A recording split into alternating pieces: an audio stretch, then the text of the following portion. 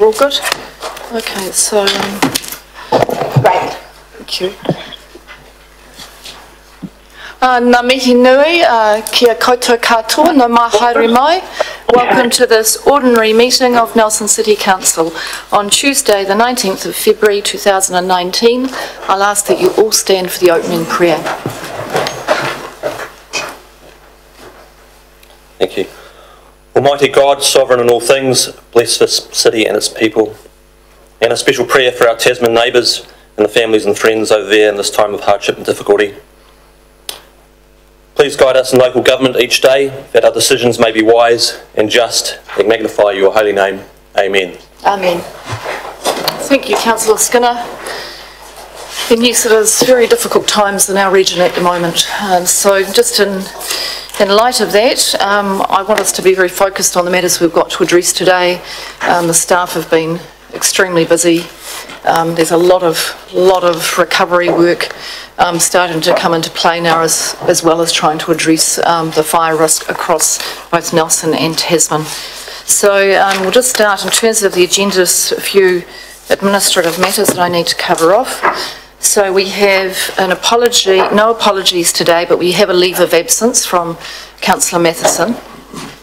We have Councillor Fulton attending via audio link, and we have tested that to make sure it works. So welcome, Councillor Fulton. Good morning.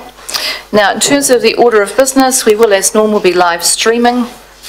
Please remember to turn your microphone on and off, and we'll be displaying the recommendations as per normal on the two screens.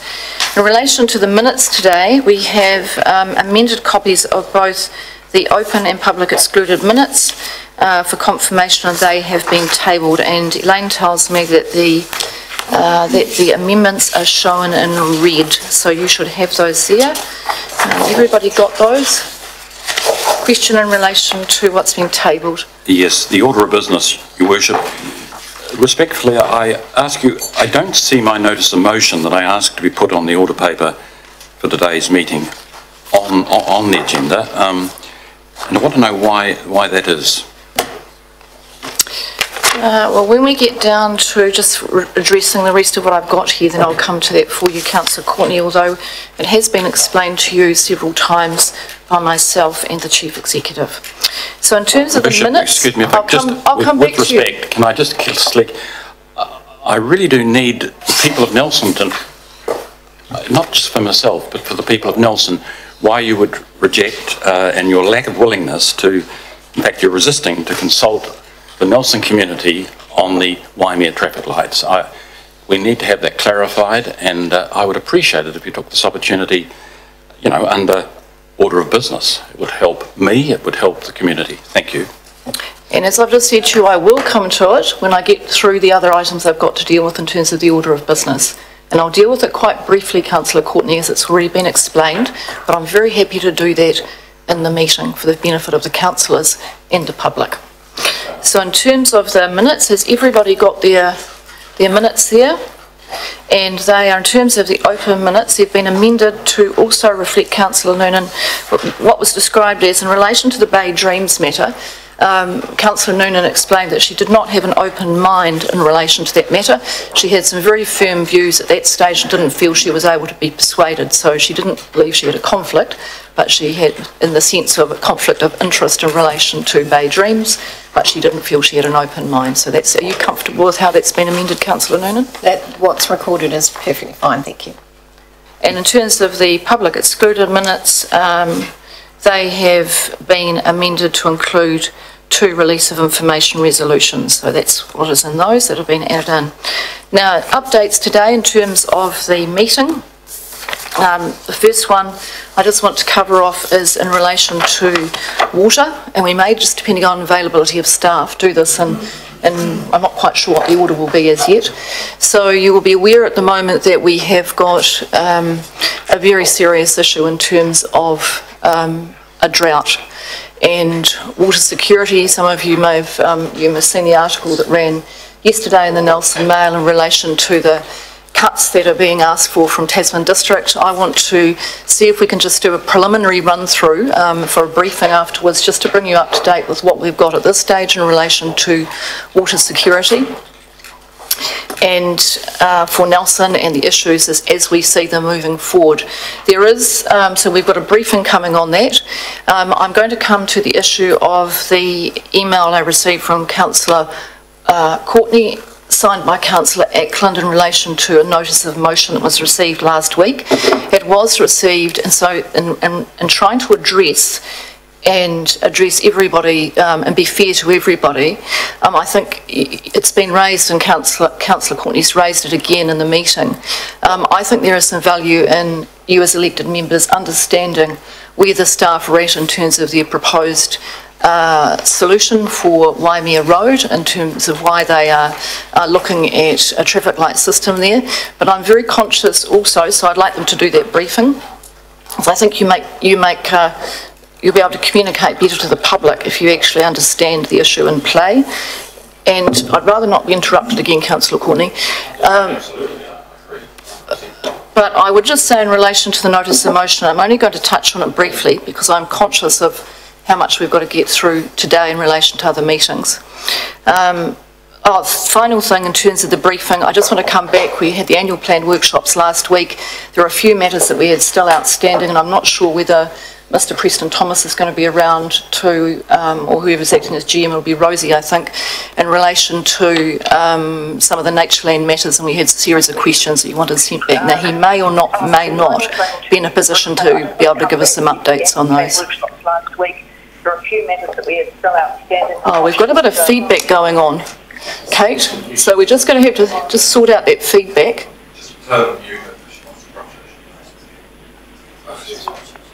Has it gone now? I think we're okay now. Thanks, Elaine.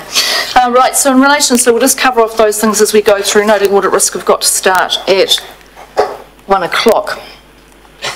So in relation to the notice of motion, Councillor Courtney, I've looked at the notice of motion, and I'm conscious that matters that come to this table as elected members, you have powers and functions vested in you as elected members. And some powers and functions you do not have vested in you. The notice of motion that I received from you asked for a direction. You asked officers, you directly would have been directing staff to review the route of a subdivision road. That is a matter that is covered under the Resource Management Act, and it is not a power vested or function vested in elected members. Now, as Mayor, I have to look at that and ask, would it be an abuse of my power as Mayor to allow this table to enter into resolutions that cross over powers that you don't hold? Those powers are delegated to staff, and it is not appropriate for you to be here undertaking in a council meeting functions that you do not have the authority to exercise. So I'm happy, as I said to you, Councillor Courtney, and I think what it was quite a considered email. I'm happy for you to, and we've invited you to meet with the council officers so they can explain. But given that it's become such a public issue and the councillors here are have said, well, look, if you're going to have an explanation, they'd like to work through that in relation to the roundabout. What we won't be doing is what you asked for in your notice of motion, which is going to review a matter that is a granted and actually active resource consent, because you have no power or authority vested in you to do such a thing. So what I have said is that at this point in time I can't accept that, because in accordance with standing orders it would not conform. So I have to follow those. But what I am prepared to do is to, if you at some point after hearing the briefing, you feel there is still a matter that fits within the powers and functions of this body as an elected body, then you're welcome to bring another notice of motion. I can consider it in terms of standing orders, and I think that's fair and reasonable to all concerned. To the consent holder, to you as elected members, and to the staff, and to the public. Thank you. There are no questions around that. That's just where it is, Councillor Laurie. So I'm going to move on with the agenda. well, I'm not taking questions, it's not an item to take, I understand. Moving on to the pub interest today. Does anyone have interest to declare in relation to any matter? Thank you. Are there any conflicts of interest in relation to items? I just encourage you to raise those if they come up. In terms of public forum, I don't believe there is anything in relation to public forum. Howard, you're not here for public forum today? No, okay, thank you. Confirmation of the minutes. Now, we will be using the minutes that have been tabled. So somebody care to move that they are a true and correct record? Thank you. Thank you. And amended by the extra copy to be approved. Thank you very much. Thank you, Councillor Barker. Do I have a seconder? Thank you, Councillor Courtney. I will put that. All those in favour? Aye, against carried. Look, in the interests of time and efficiency, this is an interim meeting rather than a full council meeting. So the Mayor's report today is quite simply to express my deep appreciation to the staff of this council who are working so hard on responding to this emergency that is existing for Nelson and Tasman. Later on today I'll be meeting with Mayor Kempthorne and we'll have to make a decision as to whether we extend the emergency, the state of emergency. I will be seeking some advice around that.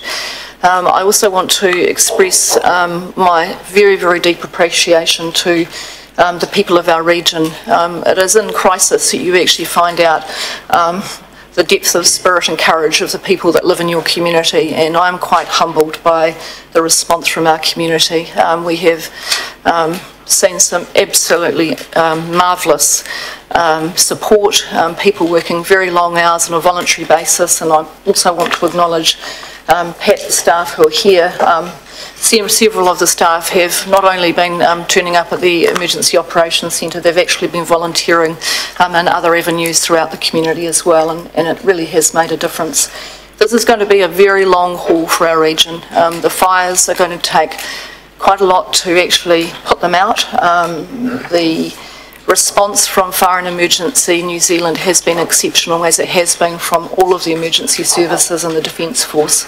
All of the NGOs that assist us, the Red Cross, St John, we are actually as a community, as much as we're in a state of considerable, and I'm going to call it crisis because it is a crisis, we're managing that crisis and we're managing it very well. But for those families who today have only just been able to come back to have extended period in their homes, this is a very, very stressful time for them. They have losses, they've lost animals, they've had damage to their properties. It has been a very traumatic event, so I just wish them all the best for their time they've got at their properties today, and we are all working as hard as we can to try and get people back permanently into their homes. In terms of the ongoing fire risk, it is extreme. So to Nelsonians, you've been asked to stay out of reserves. Please heed that advice. Please don't be up there in the hills. It is extreme fire risk, and the smallest spark can be the start of. Well, you've seen what it could be the start of. Rolling into the situation from the fire, we also have very severe drought conditions, and as I said after we finish the meeting today, I'm just going to see if we can get a bit of an update in relation to that. Finally, on sort of some really positive news, well done to the Griffins for bringing back the Hawke Cup. It hasn't been here for a very long time, so well done to Nelson Cricket on a very fine success down in Invercargill. And I was delighted to listen to a Radio New Zealand story as I came in,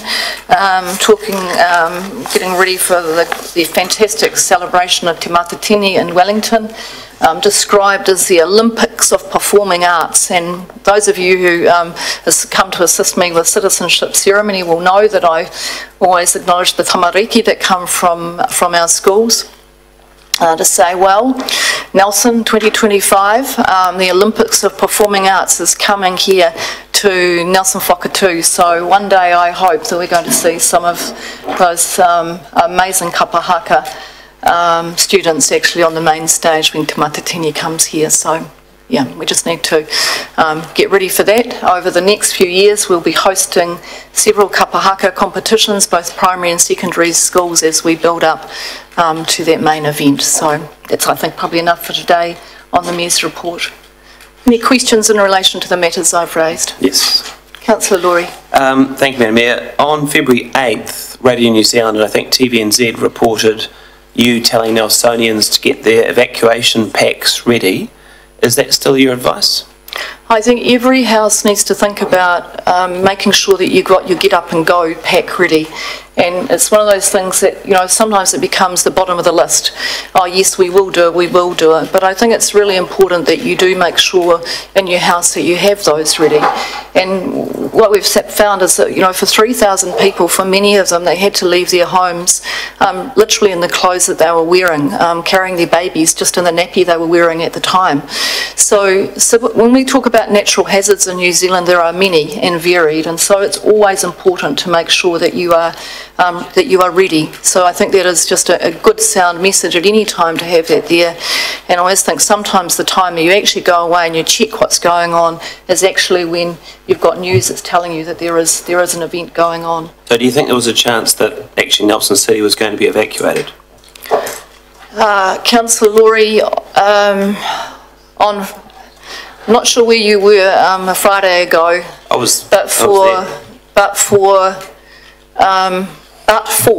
say